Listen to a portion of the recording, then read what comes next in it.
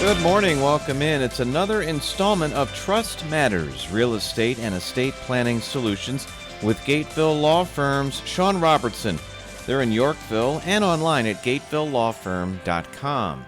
Sean, welcome in again. How are we today? Doing great. How are you doing today, Mike? Not bad. We're looking at a topic today that focuses on small business. And for this area, plenty of small businesses within our listening radius. And maybe at this time of year, you're thinking about your future as a small business. So we're kind of focusing on that today.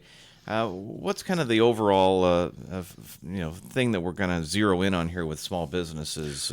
Yeah, we're going to talk really about how do you do estate planning and asset protection for small businesses. So the first tip would be what I tell most of my business owners are you should create a land trust for your primary residence and any other properties. And the reason why is when you are a small business, your legal risks are high. And if something happens, the first priority of any small business should be protecting their real estate, particularly the house. And a land trust helps keep things a little bit more private too, right? Correct. So really a land trust is two benefits. Number one is privacy. But the second benefit, which to me is the bigger issue, it can help prevent liens from attaching to your property if you did it in advance. I mean, if you have a lawsuit or a legal issue going on now and you want to put it in land trust to protect you, it's too late.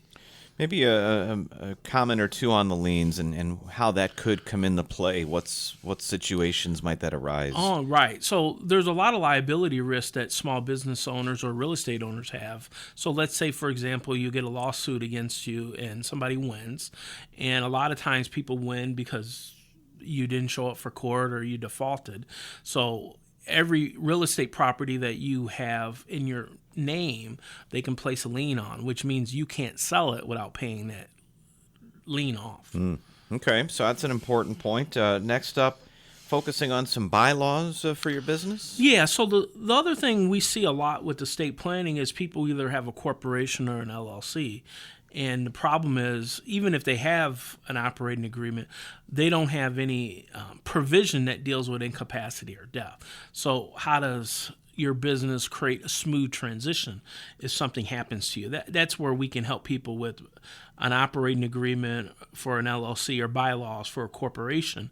And we can coordinate it with your revocable living trust, your estate plan, basically. So that kind of helps just make things seamless in any transitions, right, that take place? Exactly, because incapacity and death are obviously big risk.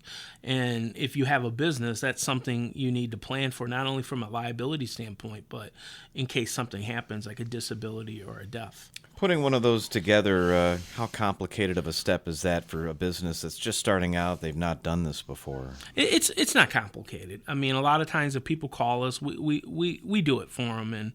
And most people, they own a business in their name, husband and wife own a business together. So most people have a fairly simple situation. All right, so a revocable living trust, a business succession plan, putting all this together, and maybe just describe why that's so vital.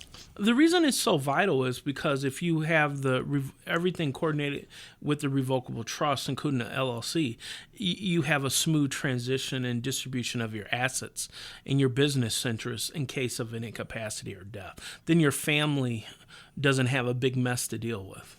Kind of outlines all the steps involved and makes it pretty clear cut, doesn't it? Exactly. It makes it very clear cut. And the question is, what is your legacy going to be? I mean, do you want it to be somebody that helped create a mess, or do you want somebody to remember you as somebody that left behind a smooth transition? Any final tips for the small business owner as they look to the future? No, I think for the small business owner, I think, kind of get in action and do something is better than nothing. So I guess that's my tip to small business owners and with regard to estate planning and asset protection. Yeah, don't put it off, because you'll get to the point where something happens and you'll be like, oh, why didn't I do this months ago? And exactly. Have it all squared away. And that's where the folks at Gateville Law Firm, they come in and take care of it for you. GatevilleLawFirm.com. You can call them at 630-780-10 1034. You can talk to Sean Robertson or the staff at Gateville Law Firm, because trust matters. It's real estate and estate planning solutions. Join us again at the same time next week for our next installment.